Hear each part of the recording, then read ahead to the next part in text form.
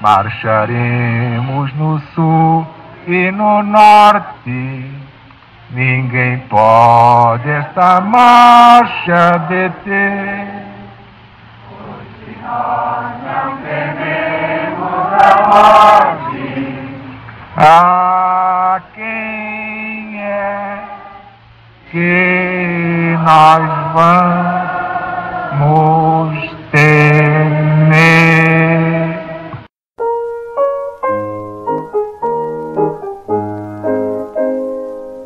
Marcharemos no sul e no norte, ninguém pode esta marcha deter. Pois se nós não tememos a morte, a quem é que nós vamos temer? Marcharemos no sul e no norte, ninguém pode esta marcha deter. Pois se nós não tememos a morte, a quem é que nós vamos temer?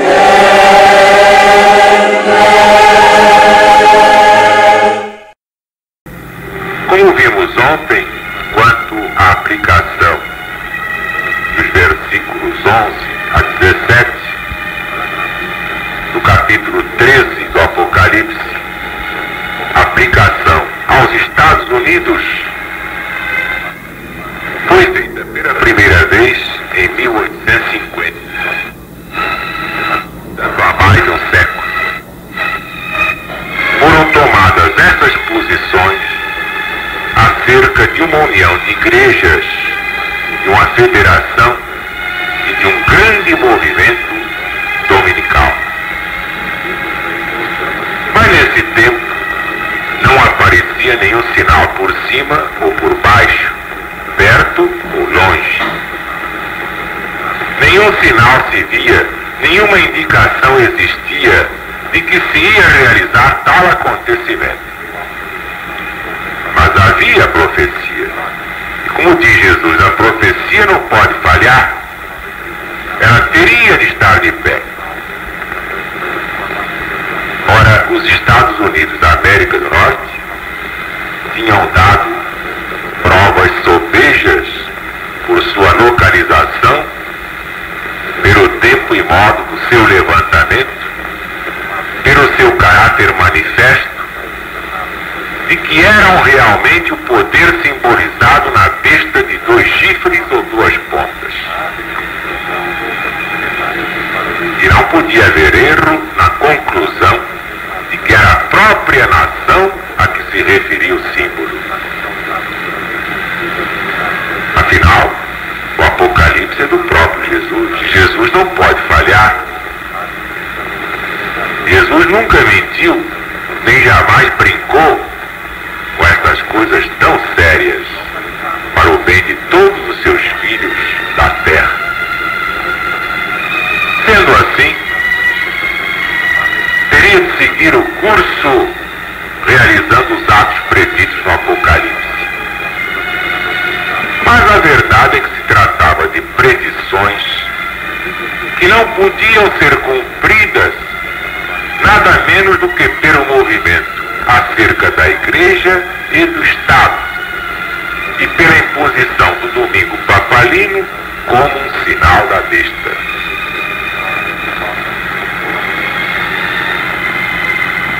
Tomar nessa altura a posição de que esse governo devia prosseguir em tal política e se empenhar em tal obra, sem qualquer probabilidade aparente em seu favor, constituía não pequeno ato de fé, ao contrário, muito grande.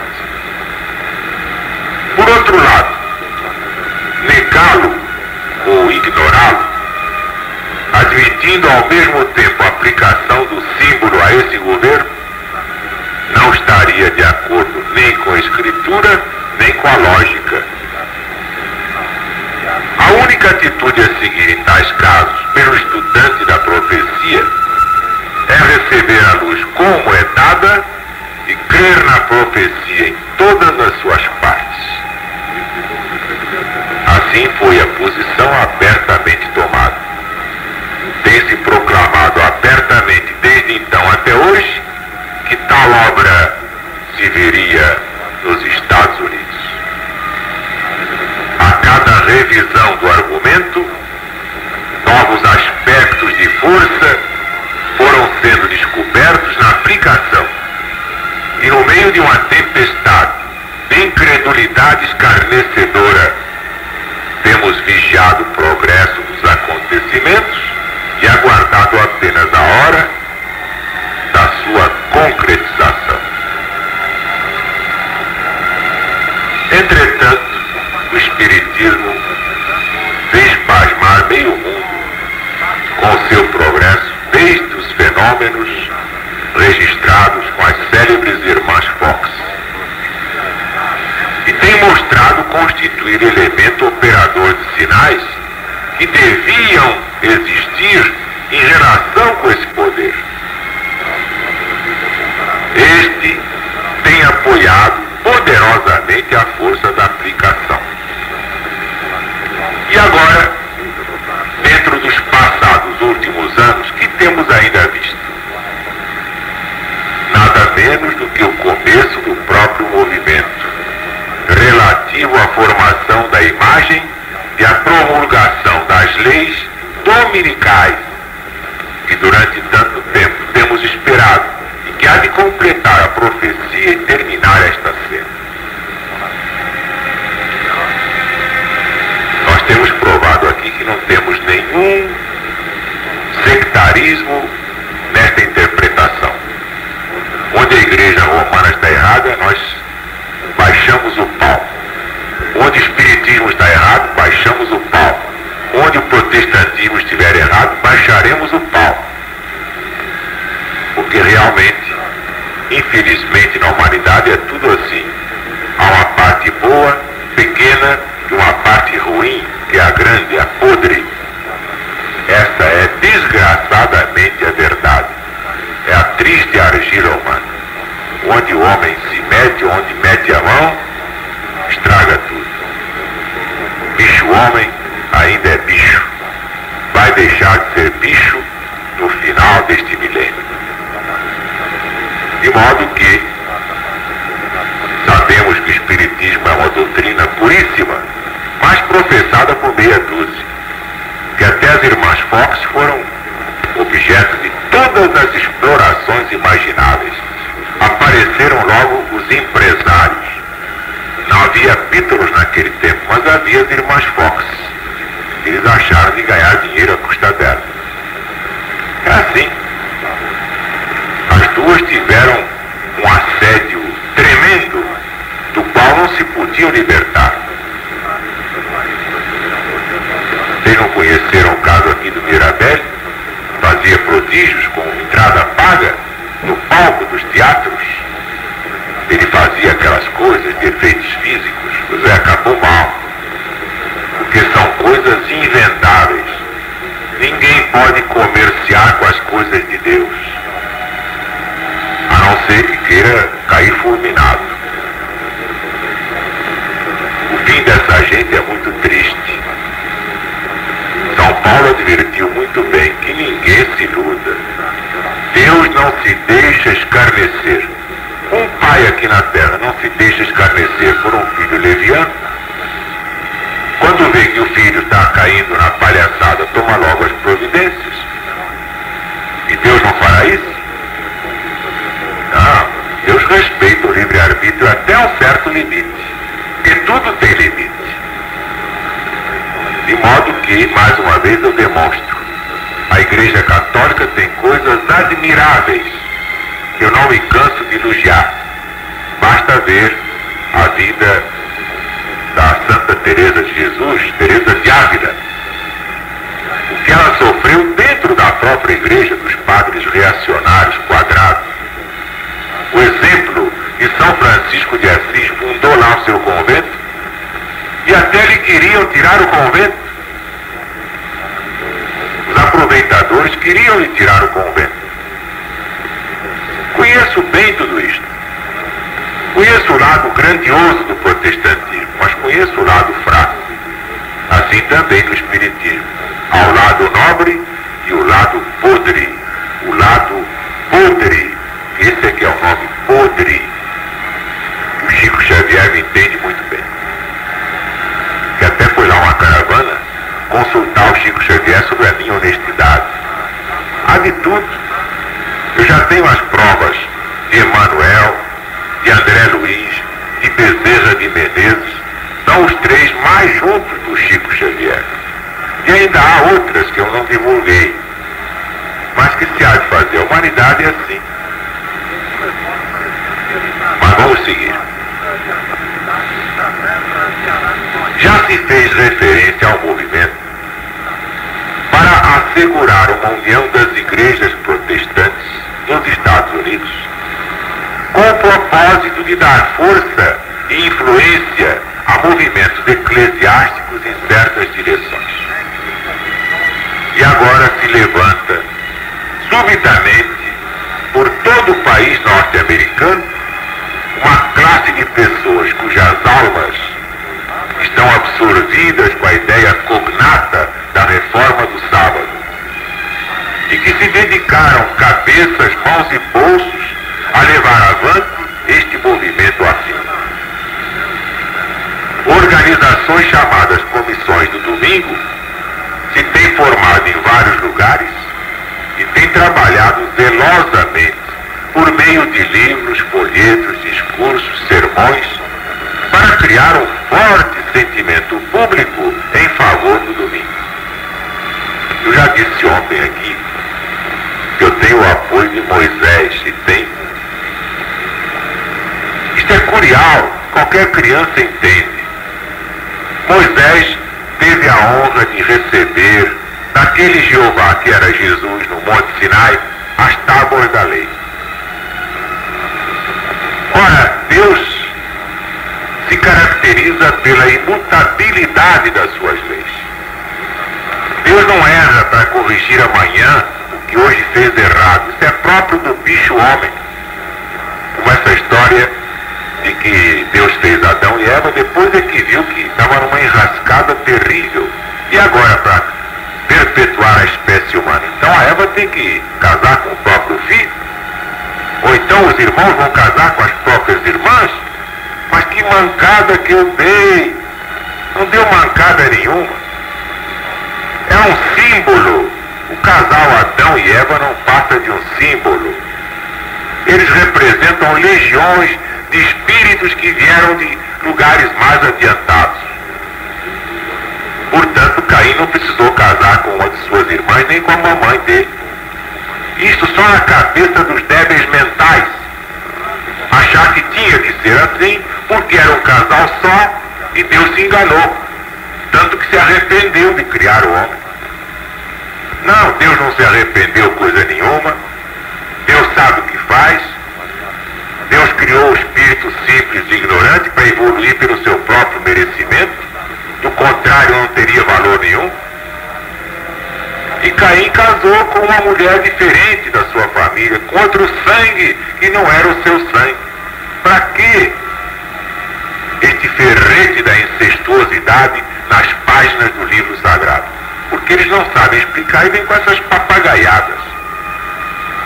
Um padre que já partiu desta para melhor chegou a dizer que eu era um caso de polícia, porque eu disse que Caim não casou com a irmã. E ele achava que casou. Eles são quadrados. E agora? Não casou coisa nenhuma. E quem diz que Caim casou com a sua irmã é um imbecil. É um débil mental. Não resiste a um exame de admissão em matéria de evangelho. Ora, voltando a Moisés. Moisés recebe do próprio Jesus, que aparece como Jeová no Velho Testamento, que jamais ninguém viu Deus, ninguém viu mesmo, mas viu Jesus. E Moisés viu. E Jesus lhe deu as tábuas da lei. Os 10 mandamentos. E o quarto mandamento é justamente o sábado sagrado. Se Moisés recebeu a lei de Deus para ser cumprida, teria de fazê-la cumprir. Muita gente não gostaria, mas é a lei de Deus. Depois então Deus se arrepende e manda substituir o quarto mandamento e altera os próprios mandamentos através de quem? Se ainda fosse através de Moisés, eu acreditaria, mas não através de qualquer outro homem. Tudo isto é lenda, não resiste ao exame. A imutabilidade da lei marca o pensamento de Deus. É imutável porque é perfeito, não tem que se modificar. Então os 10 mandamentos legítimos são aqueles que estão no Êxodo, no Velho Testamento, no Pentateuco de Moisés. Tudo mais é invenção do homem. Lamento muito, mas não posso fazer por menos. Eu não estou aqui para atacar ninguém, mas tenho que dar a verdade da Bíblia com a verdade da história. E não basta dizer que sabe Bíblia, tem que saber história universal ou geral. Então estou dando o Apocalipse pela interpretação histórico-profética, ou profético-histórica, porque ciência é esta, religião é esta, dentro da verdade.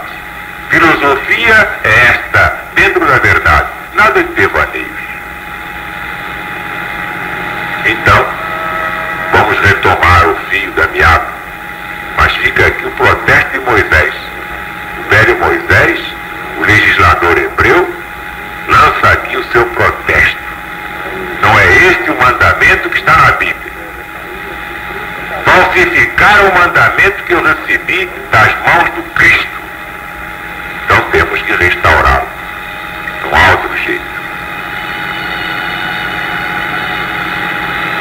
Fazendo tanto progresso por meio da persuasão moral, procuraram um caminho mais curto para a realização dos seus fins através do poder político para prestigiar o domingo.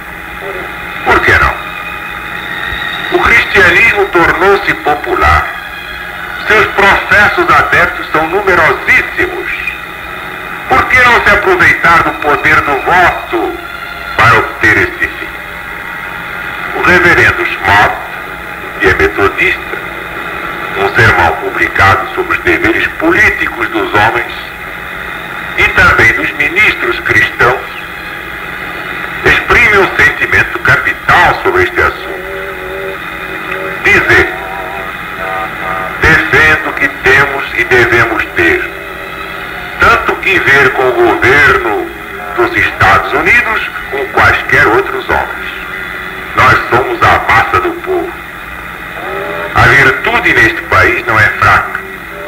Suas fileiras são fortes em número, invencíveis pela justiça da sua causa.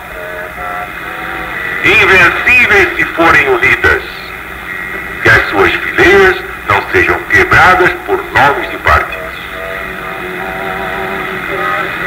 De acordo com o desenvolvimento lógico destes sentimentos, foi formada uma associação chamada a Associação Nacional da Reforma.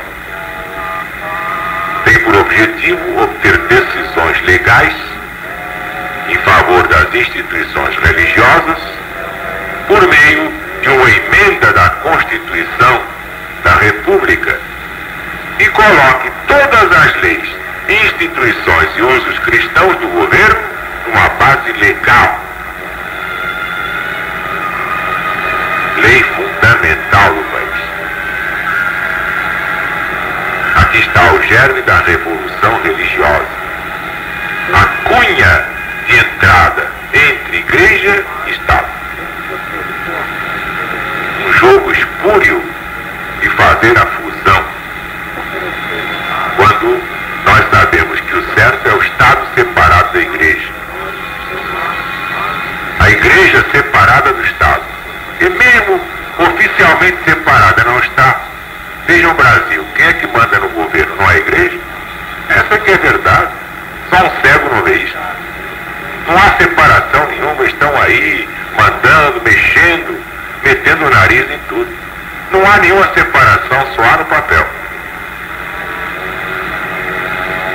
Esse movimento se originou em Xenia, Ohio, numa convenção composta por 11 denominações religiosas diferentes que se reuniram para orar e conferenciar, confabular, como raposas do PSB.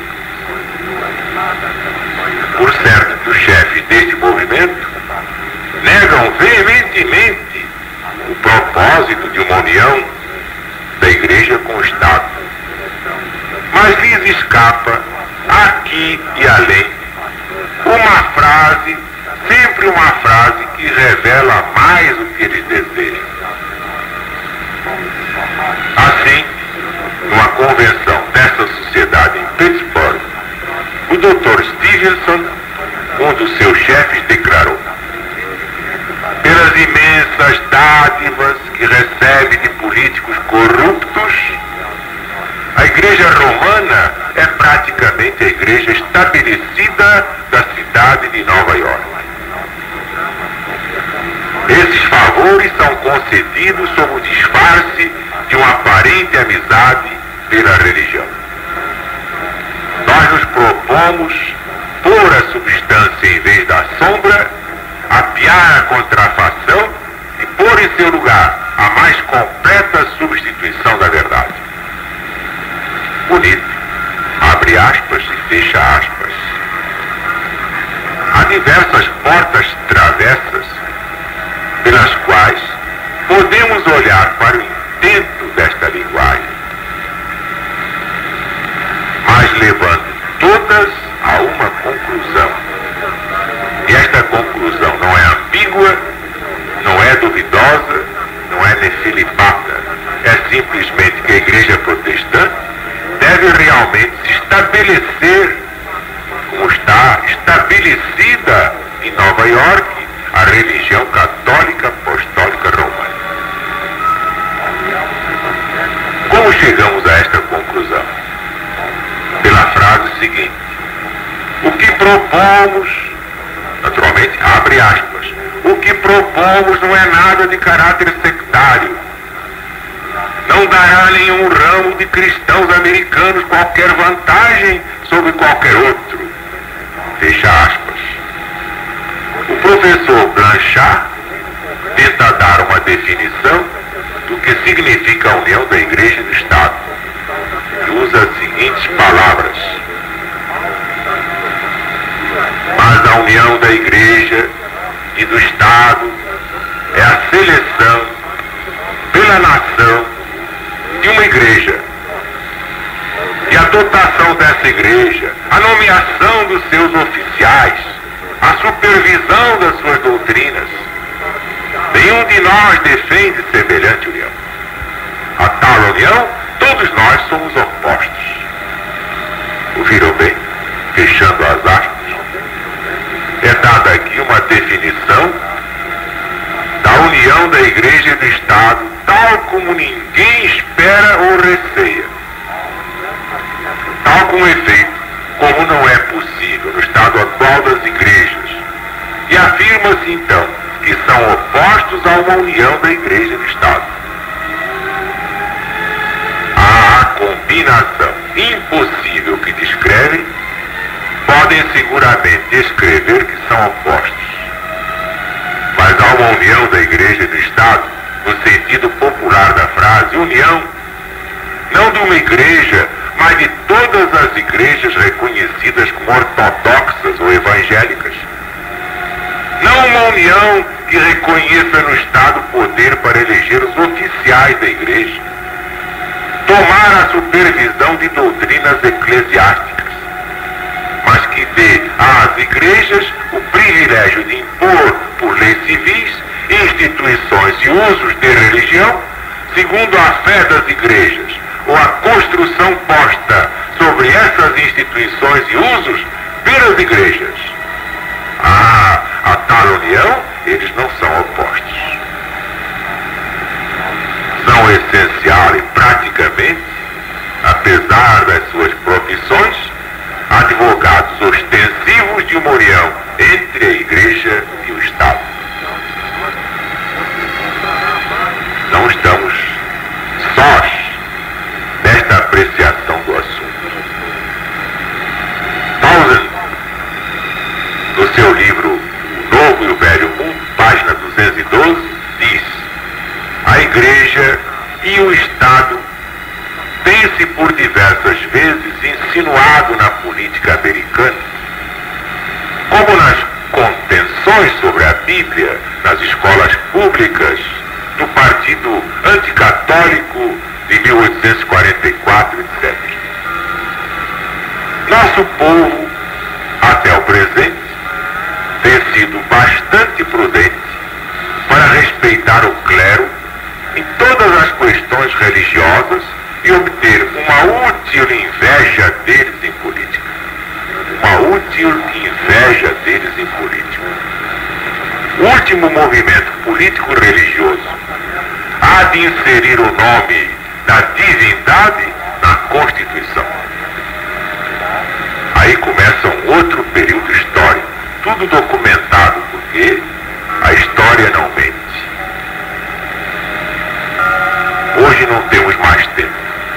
Daremos amanhã esse fato interessantíssimo. Interessantíssimo, apenas isto: inserir o nome da divindade na Constituição norte-americana. Objetivo maior: união do Estado e da Igreja. Muito temos ainda de aprender. Nada como a linguagem dos fatos, porque contra a fatos